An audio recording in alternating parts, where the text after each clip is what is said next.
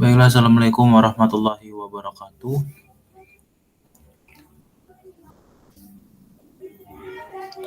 Saya Budi Santoso. Di sini saya akan menjelaskan tentang studi kasus yang telah saya analisis dengan mata kuliah analisis biaya.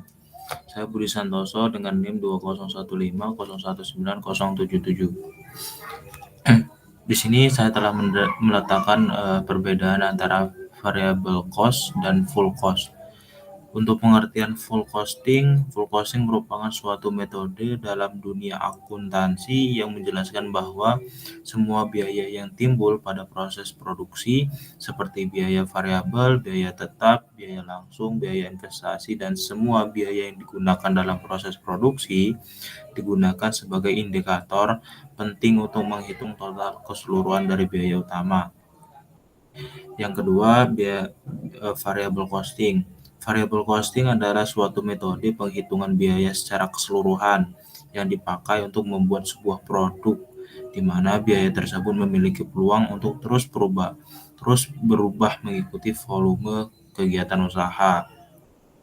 Untuk perbedaan signifikannya itu, yang pertama laporan keuangan atas laporan laba rugi. Di sini tuliskan bahwa jika menggunakan metode full costing, maka biaya overhead akan dilaporkan dalam laporan keuangan saat produk sudah terjual. Sedangkan metode variable costing, biaya overhead akan tetap dilaporkan dalam laporan keuangan. Yang kedua yaitu perhitungan harga pokok produksi yang berbeda. Untuk menghitung harga pokok produksi di sebuah perusahaan, perbedaan yang paling mencolok antara keduanya adalah bahwa metode full costing menggunakan lebih banyak biaya overhead pabrik tetap dan variabel, sedangkan pada metode variable costing hanya mengikuti variabel overhead variabel. Kelemahan dari variable costing yaitu variable costing tidak cocok untuk perusahaan yang lebih bersifat musiman karena hanya akan menimbulkan kerugian bagi perusahaan karena metode ini tidak memasukkan variable overhead tetap sehingga nilai persediaan menjadi lebih rendah. Di sini saya telah menganalisis sebuah studi kasus berupa data biaya produksi dan persediaan pada akhir tahun 1999 dari PT OT. Yang pertama, produksi selama 1 tahun 1999 sebanyak 200.000 unit. Yang kedua, 80% dari produksi pada tahun 1999 terjual dan sisanya masih tersimpan di gudang pada akhir tahun. Yang ketiga, biaya bahan baku atau raw material yaitu 3 juta. Kemudian upah langsung 2.500.000, BOP variabel itu 1 juta, BOP tetap 600, harga jual per unit itu 50, biaya administrasi dan umum itu 250.000.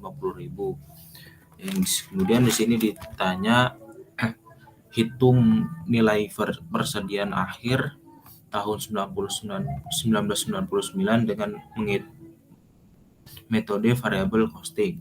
Yang kedua, buat laporan laba atau rugi menurut metode variable costing. Nah, di sini saya telah menjawab dari studi kasus yang telah saya buat di atas tadi.